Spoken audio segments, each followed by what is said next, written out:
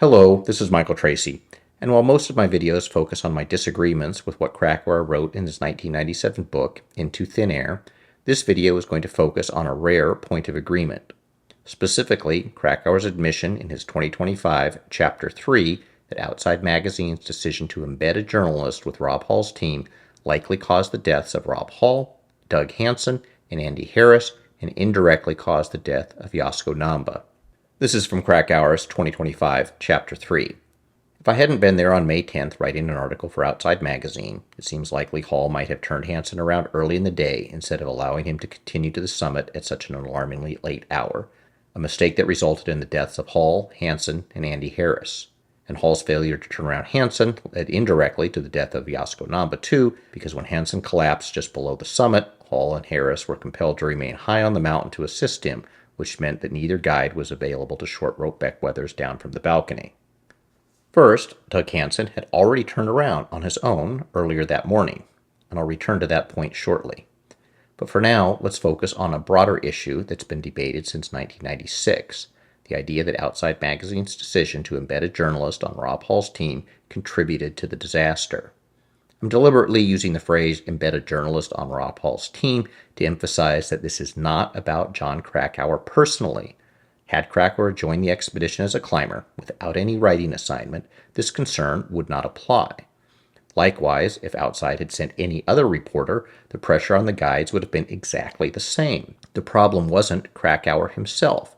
It was that a journalist from the leading outdoor adventure magazine was on the mountain, with the power to make or break a commercial guiding company based on how their actions were portrayed. The issue of a reporter for a major outdoor magazine being present was raised by G. Weston DeWalt, Mugrave's co-author in The Climb, and independently by Galen Roll, a mountain photographer and writer.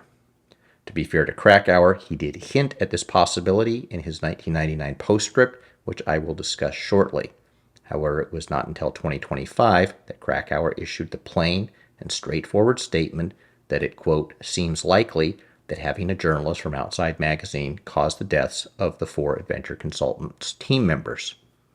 Until recently, Krakauer largely downplayed or glossed over the claims of DeWalt and Roll, and one is left wondering whether something took place during the intervening years between Krakauer and Outside Magazine that caused him to take a more critical look at this issue. Relationships between Outside Magazine and Krakauer became strained several years ago when Outside Online published a copy of Krakauer's 1996 article on its website. In 2017, Krakauer sued Mariah Media Network, LLC, which was doing business as Outside Magazine and ran the website outsideonline.com. Krakauer claimed they infringed the copyright to his 1996 article by posting it on the internet. In the lawsuit, Krakauer demanded the profits derived from Outside Online and requested an injunction preventing Outside Online from publishing his 1996 article, as well as any of the other articles he had written for Outside Magazine over the years, for which he provided a full list as an exhibit. Krakauer dismissed the case with prejudice just a month and a half later. This typically occurs when a confidential settlement has been reached, but nothing public is available. Krakauer's 1996 article is no longer available on Outside Online's website, and my use of the article is covered under fair use. Now that Krakauer is fully on board with the idea that his presence as a journalist was a substantial factor in the deaths on the Adventure Consultants team, let's look briefly at the history of the theory to clear up some of the historical debate. I'll quote this section from Galen Roll, who wrote the foreword to Bukrev's Above the Clouds.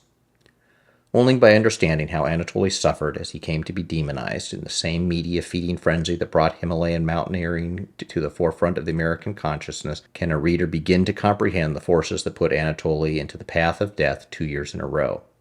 I've previously published my strong opinion that the presence of a journalist on assignment from Outside Magazine on the most fatal commercial ever venture was no coincidence.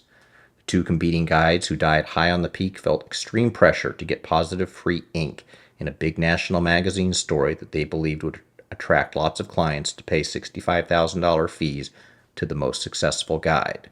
Krakauer's recent admission that many of the deaths were likely caused by Outside Magazine embedding a reporter was noticeably missing from his 1996 article and is somewhat glossed over in his 1997 book and 1999 postscript, in that Krakauer does not fully address that Doug Hansen had turned around and was heading back to South Col early in the morning. In any case, the issue is not whether Doug Hansen not being turned around led to his death and the death of the two guys assisting him down.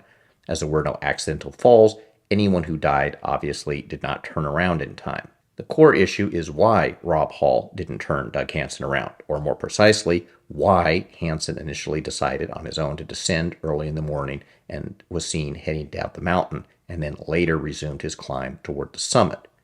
Had Krakauer admitted in 1996 that Hall's failure to turn Hansen around directly caused 3 of the deaths, there would have been no discussion about fixed ropes or Bukrev not using oxygen.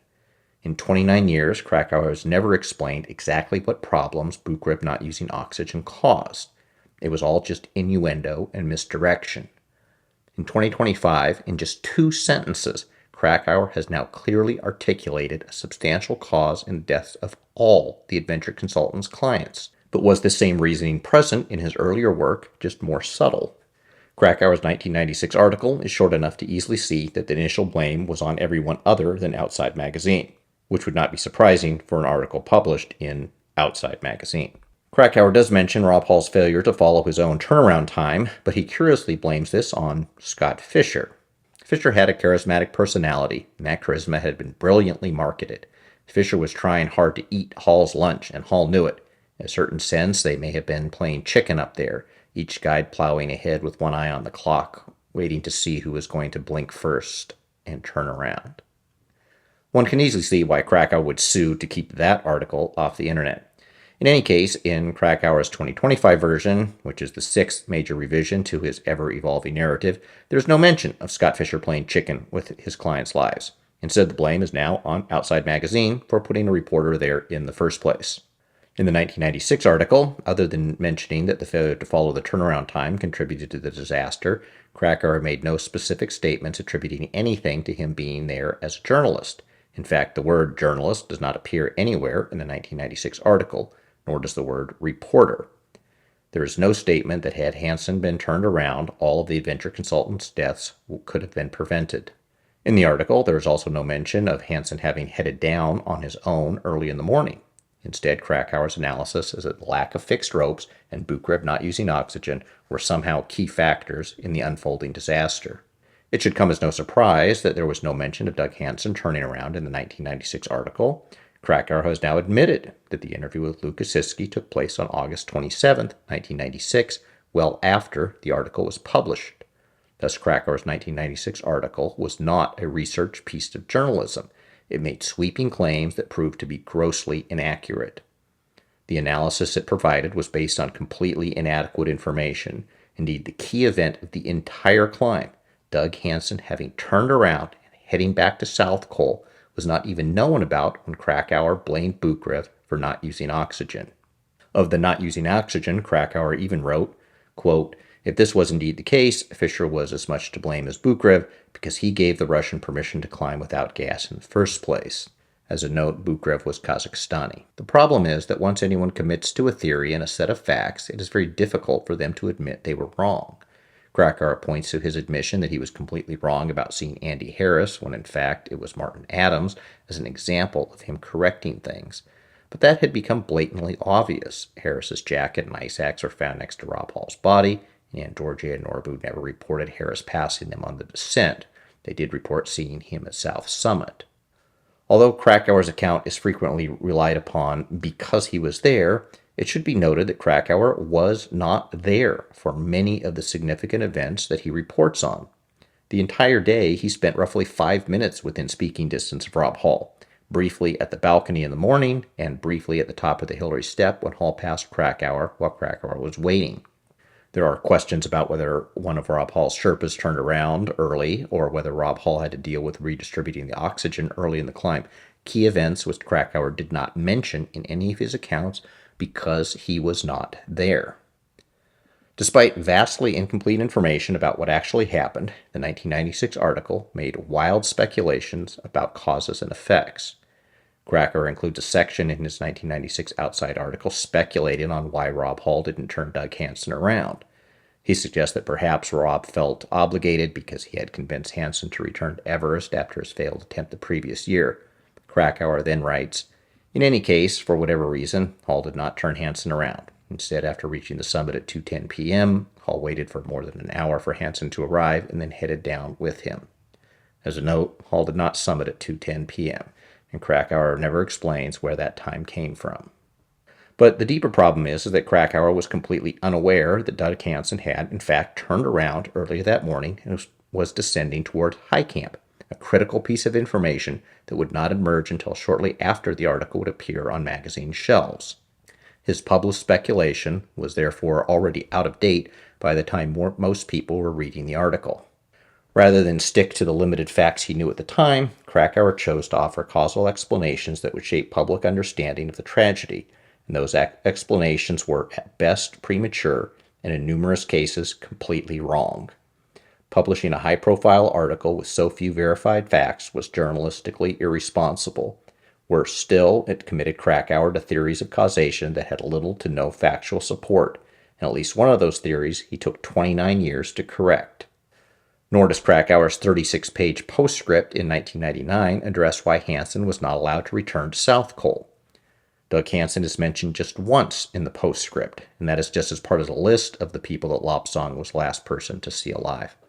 Instead, much of the analysis is devoted to attacking Bukrev, who had died in an avalanche almost 2 years earlier. Krakauer also deflects by noting that G. Weston DeWalt, the co-author with Bukrev in The Climb, had questioned whether Krakauer's role for Outside Magazine had substantially contributed to the disaster. DeWalt has written that my criticisms of Bukrev in Into Thin Air were motivated by my, quote, desire to keep the spotlight from settling on a question that began to loom in the weeks after the Everest tragedy of 1996.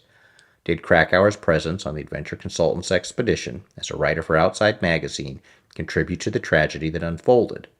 In truth, I remain quite troubled by the possibility that my presence as a journalist and Sandy Hill Pittman's may indeed have directly contributed to the disaster.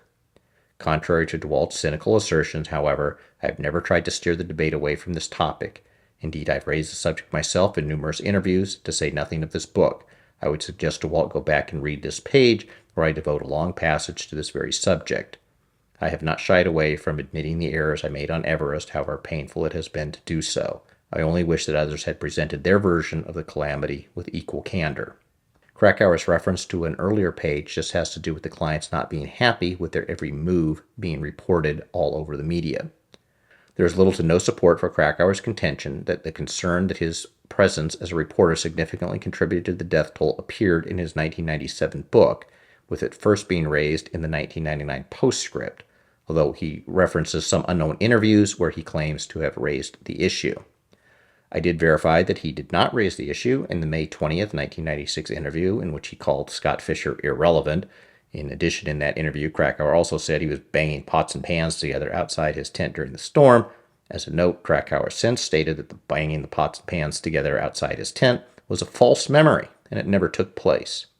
I also verified that it is not present in Krakauer's 1997 interview given to Mark Bryant of Outside Magazine. Apparently, Mark Bryant did not sue to keep the article secret, so it's still available on their website. In that interview, there's this rather bizarre statement made by Krakauer. Krakauer: some of my teammates and members of other groups have taken me to task for saying that more than a few were woefully unprepared and unskilled. In the client's own view, they were experienced. One teammate, for example, was reduced to a helpless infantile state by his infirmities and needed extensive help to make it down to the South Col. And yet he doesn't seem to remember this. His view is that he was just fine, that he didn't need any help. Well, he's a good guy and was actually one of the stronger members of the group. I guess what I'm trying to say is that people's perceptions of their own abilities are amazingly far off the mark. It is not clear who this is referring to. Only 2 of his teammates made it back to South Col that could remotely qualify for this. Michael Groom, who made it back under his own power and was assisting Beck Weathers, and Beck Weathers himself, who has always claimed he was assisted and was in dire straits. His book is entitled Left for Dead, not I Was Just Fine.